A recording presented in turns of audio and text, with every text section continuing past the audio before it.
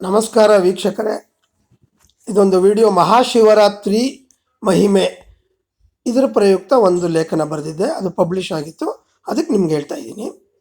ಮಹಾಶಿವರಾತ್ರಿ ಹಬ್ಬದ ಶುಭಾಶಯಗಳೊಂದಿಗೆ ನಮ್ಮ ಶಿವನ ಬಗ್ಗೆ ಆರಾಧಿಸುವ ಈ ಲೇಖನದ ಯಥಾವತ್ತಾಗಿ ಓದಲು ಇಷ್ಟಪಡುತ್ತೇನೆ. ನಮಃ ಶಿವಾಯ ಎಂಬ ಪಂಚಾಕ್ಷರಿ ಮಂತ್ರದಲ್ಲಿ ಆರೋಗ್ಯ, ಸುಖ, ಶಾಂತಿ, ನೆಮ್ಮದಿ ಹಾಗೂ ಆಧ್ಯಾತ್ಮಿಕ ಮೋಡಿ ಎಂಬ ಈ 5 ಶಕ್ತಿಗಳಿವೆ. ಇದು 5 ಶಕ್ತಿಗಳಿವೆ ಎಂಬ ಸತ್ಯವು ಲೋಕಮಾನ್ಯ. ಪ್ರತಿ ವರ್ಷವೂ ಚಳಿಗಾಲದ ಅಂತ್ಯ, ಬೇಸಿಗೆ ಕಾಲದ ಪ್ರಾರಂಭ ಇವೆರಡೂ ಕಾಲಗಳ ನಡುವೆ ಬರುವ ಮಾಘ ಮಾಸದ ಬಹುಳ ಚತುರ ಅಮಾವಾಸ್ಯೆ ಹಿಂದಿನ ದಿನ ಮಹಾಶಿವರಾತ್ರಿಯ ಪ್ರಾರಂಭವಾಗಿ 24 ಗಂಟೆಗಳವರೆಗೆ ಕೇವಲ ದ್ರವ, ಫಲಾಹಾರ, ಪೂಜೆ, ಪುನಸ್ಕಾರ, ದ್ರವ, ಫಲಾಹಾರ, ಪೂಜೆ, ಪುನಸ್ಕಾರ, ಹರಿಕತೆ, ಶಿವಕತೆ, ಹವನ, ಹೋಮ, ಉಪವಾಸ, ಜಾಗರಣೆ ಮುಂತಾದ ಕೈಂಕರ್ಯಗಳನ್ನು ಹರಭಕ್ತರು ಹಾಗೂ ಹರಿಭಕ್ತರು ಮಾತ್ರವಲ್ಲದೆ ಪ್ರತಿಯೊಂದು ಹಿಂದೂ ಕುಟುಂಬವೂ ತಮ್ಮ ತಮ್ಮ ಕುಟುಂಬದಲ್ಲಿ ಶ್ರದ್ಧಾಭಕ್ತಿಯಿಂದ ಮನೆಯಲ್ಲಿ ಸಂಪ್ರದಾಯಬದ್ಧರಾಗಿ ಹಾಗೂ ಆಚರಿಸುವ ಶಿಷ್ಟಾಚಾರದ ಶಿವಾಚಾರದ ಪದ್ಧತಿಯುಳ್ಳ ಹಬ್ಬವೇ ಮಹಾಶಿವರಾತ್ರಿ. ಭೂಲೋಕದ ಮೊಟ್ಟ ಮೊದಲ ಸಾಹಿತ್ಯ ಅಥವಾ ಗ್ರಂಥ ಅಥವಾ ಕತೆ ಶಿವಪುರಾಣ. ಎಷ್ಟೋ ಜನಕ್ಕೆ ಗೊತ್ತಿಲ್ಲ.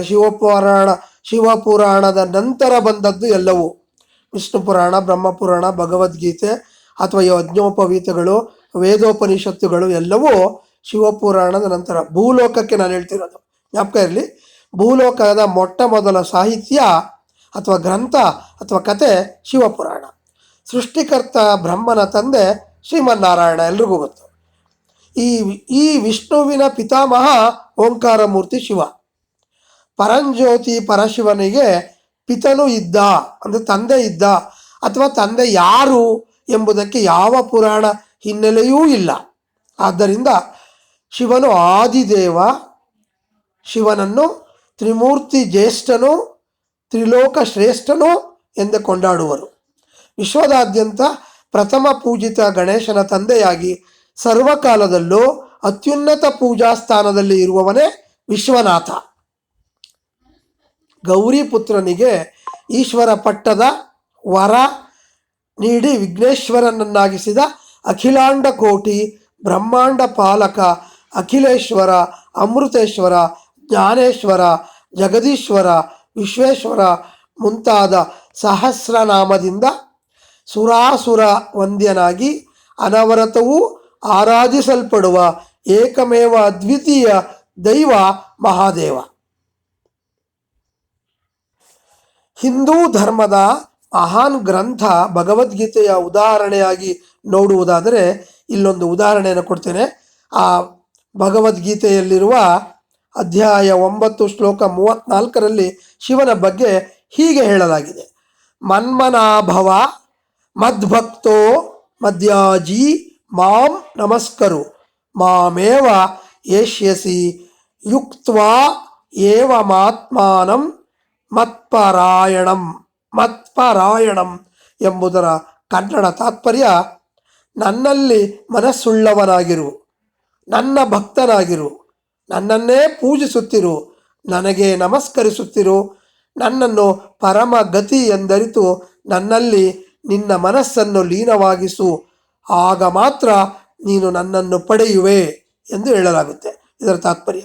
ಇನ್ನೊಂದು ಅದೇ ಭಗವದ್ಗೀತೆಯಲ್ಲಿ ಅಧ್ಯಾಯ 18ರಲ್ಲಿ ಶ್ಲೋಕ 66 ಹೀಗೆ ಹೇಳುತ್ತೆ: ಸರ್ವಧರ್ಮಾನ್ ಪರಿತ್ಯಜ್ಯ ಮಾಮೇಕಂ ಶರಣಂ ವ್ರಜ ಅಹಂ ತ್ವಾ ಸರ್ವ ಪಾಪೇಭ್ಯೋ ಮೋಕ್ಷ ಇಷ್ಯಾಮಿ ಮಾ ಶುಚಃ. ಇದರ ಕನ್ನಡ ತಾತ್ಪರ್ಯ: ಎಲ್ಲ ದೇಶ ಎಲ್ಲ ಧರ್ಮ ತ್ಯಜಿಸಿ ನನಗೊಬ್ಬನಿಗೆ ಶರಣಾಗು, ನಿನ್ನ ಸಕಲ ಪಾಪ ಕರ್ಮದಿಂದ ನಿನಗೆ ಮುಕ್ತಿ ನೀಡುವೆ. ಆದ್ದರಿಂದ ನೀನು ಯಾವಾಗಲೂ ದುಃಖಿಸಬೇಡ, ನನ್ನನ್ನು ಸ್ಮರಿಸದೇ ಇರಬೇಡ. ಹೀಗೆ ವೇದೋಪನಿಷತ್ತುಗಳಲ್ಲಿ ಶಿವನ ಮಹಿಮೆಯನ್ನು ಕೊಂಡಾಡಿದ್ದಾರೆ. ಯಂ ಬ್ರಹ್ಮ ವರುಣೇಂದ್ರ ರುದ್ರಮರುತಂ, ಇದು ವೇದೋಪನಿಷತ್ತಿನಲ್ಲಿ ಶಿವನನ್ನು ಕೊಂಡಾಡಿರುವ ರೀತಿ ಇದು.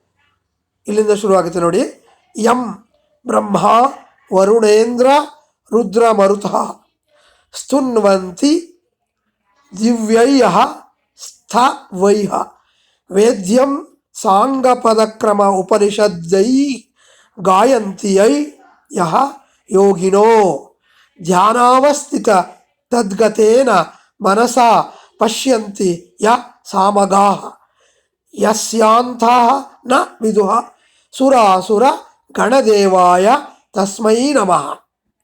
ಇದರ ಕನ್ನಡ ತಾತ್ಪರ್ಯ ಹೀಗಿದೆ.